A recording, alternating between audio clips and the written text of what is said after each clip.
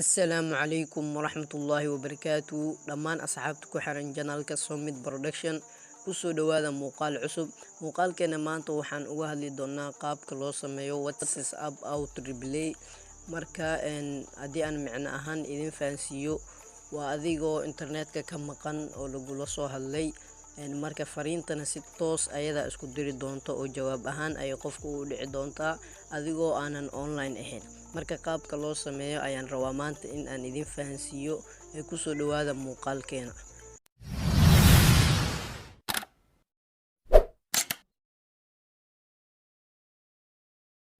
Application-ka aan isticmaali doono waxaa la yiraahdaa WhatsApp Business. Sida hadda shaashada idinkaga muuqdo waa midkan WhatsApp Business la yiraahdo.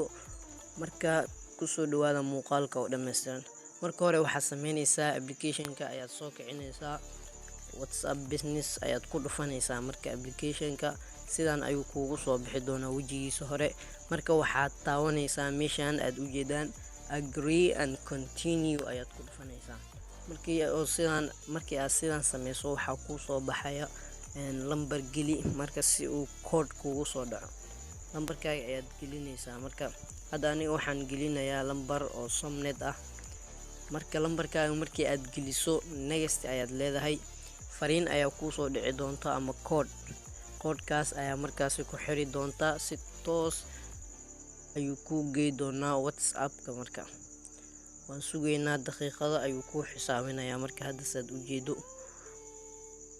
okay, hadda verifying ayuuna dhahay. Marka si toos ayuu inoogu soo qabanayaa. Continue ayaan ku dhufanaynaa. Aniga hore ayaan u isticmaalayay micno ahaan in aan adiga idinku tuso ayaan rabaa videogan. allow ayaad oranaysaa 2 jeer. Okay, marka wuu wareegsanayaa saad u jeedaan, wuxuu inoo soo qabtaba waan arki doonaa. Okay, marka sidan ayuu ku soo qaban doonaa. Meeshan magacaad u baahan tahay ayaad gashanaysaa. Aniga hadda sidan ayaa igu qoran. Halkaana feederka u baahan tahay ayaad ka dooranaysaa. Aniga hadda education ayaan ka doortay, next ayaan leeyahay. Marka hadda ayuu sameysmayaa. Marka please wait a moment ayaa leedahay. wax yar ayaan sugaynaa. Marka wax yar markii aan sugno kadib ayuu ii soo qaban doonaa.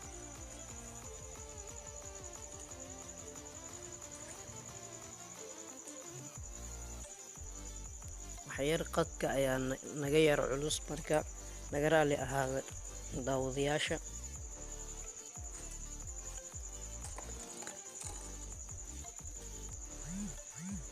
Okay, saad u jeedaan hadda wuu inoo soo qabtay.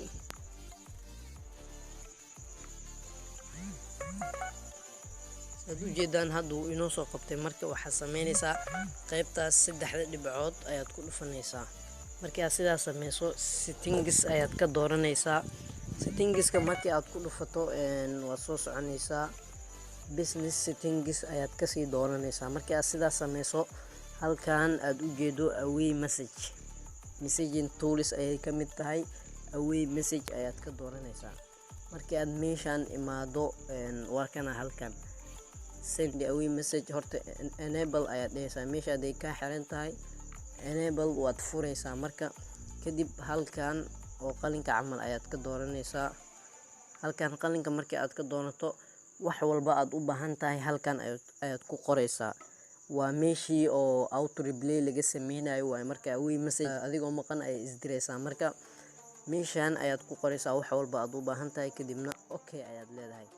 markii aad sidan sameyso wax walba okay ay ku yihiin, meeshan waxaad ka dooranaysaa always send, mar walba macnaa inay hore isku dirto.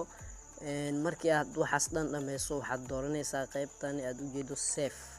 hadda sidan wuu ku save gareeyay. marka hadda haddii nala soo hadlo away message isaga ayaa isdiri doona. marka waxaan rajeynayaa inaad muuqaalkan aad ugu faa'iideysateen.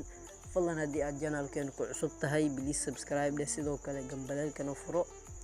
muuqaal kaloo xiiso leh. wassalaamu calaykum waraxmatullaahi wabarakaatu.